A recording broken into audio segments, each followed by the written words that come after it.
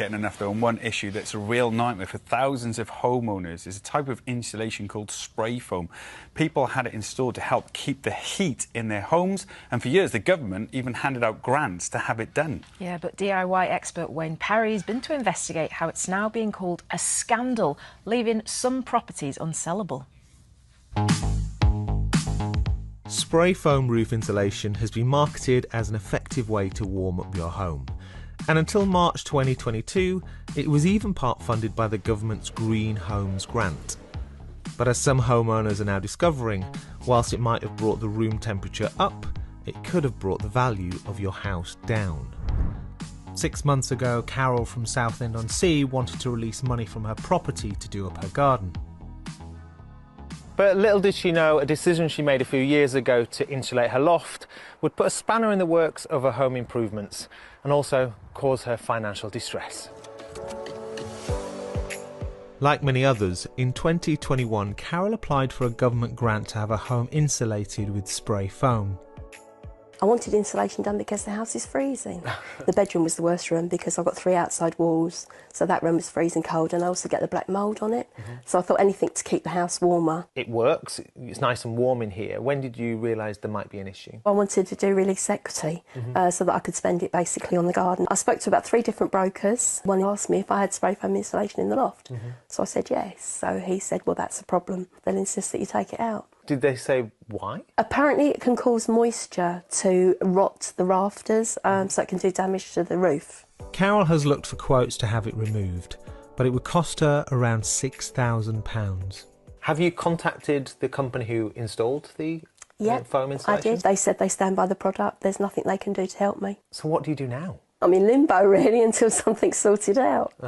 I feel like I've been stupid, I suppose, in some ways, because there is research out there, but I didn't look for it because I thought the government would have done due diligence, you know, before they offered it to people. But I'm stuck, really.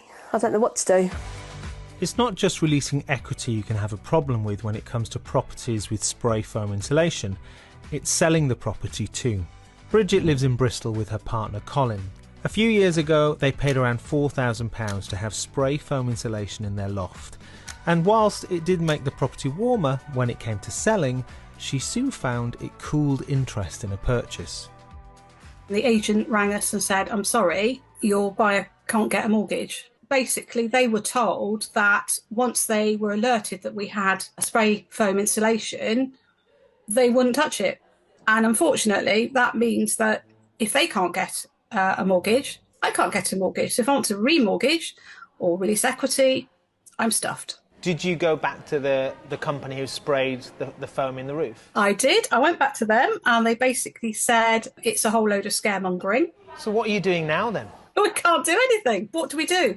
We keep being told the only way you can sell is to have it removed. Who's going to pay for that? How on earth can a householder like myself end up liable for something when we're trying to do something good to insulate your home and make it better?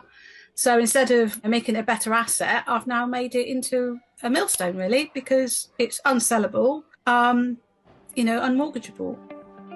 Bridget and Carol's situations have left me wondering why they weren't warned about the mortgage issues before having the spray foam done. Would that affect any mortgage applications or anything like that, having this sprayed? I'm doing a quick phone around to 3 different spray foam companies posing as a potential customer to see if they're upfront about these issues. What if we come to sell it? Is there going to be an issue selling it or mortgage-wise? One company did acknowledge there are some issues with people being able to get mortgages if they've had spray foam insulation. What's really shocking is some companies say that they've never heard of an issue, even after 5 years of installing the spray foam, even when explicitly asked, is there a problem? I want to find out more about why spray foam is considered such a risk for lenders. Steve Hodgson is a chartered surveyor who advises on issues surrounding spray foam installations.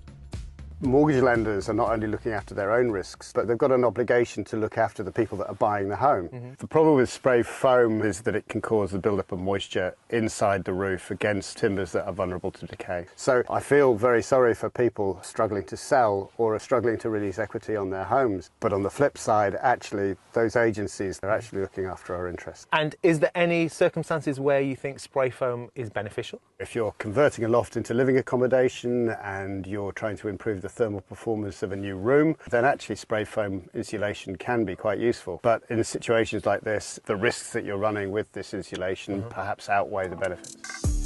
When using spray foam insulation, you need to make sure the loft or room you're using it in is well ventilated to avoid damp and condensation, which is why a loft conversion with windows and ventilation can be one way of using spray foam effectively.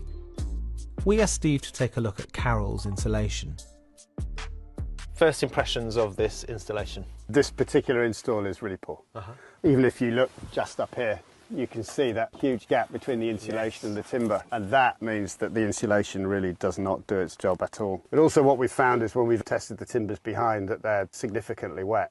Now that's not totally unexpected at this time of the year, but the foam may then prevent evaporation and drying.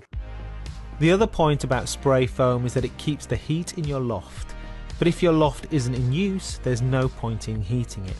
It can be cheaper to simply lay insulation on the floor of your loft, keeping the heat only in your home.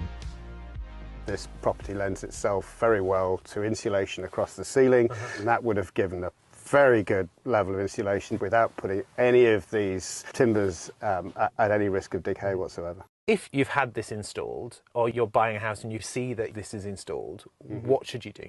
The first thing to do before you spend lots of money on removal is to try and have somebody have a good look at it. Just make sure you do your homework first. Don't just rush to find the nearest removal company to strip it all out. Don't try and do it yourself. Sometimes it doesn't need to be removed, sometimes it does. Don't panic, understand what's going on, make informed decisions. If you were Carol now, what would you recommend to do in this loft? My favoured solution, to be fair, would be to remove this insulation and insulate the ceiling and take it back to its original condition.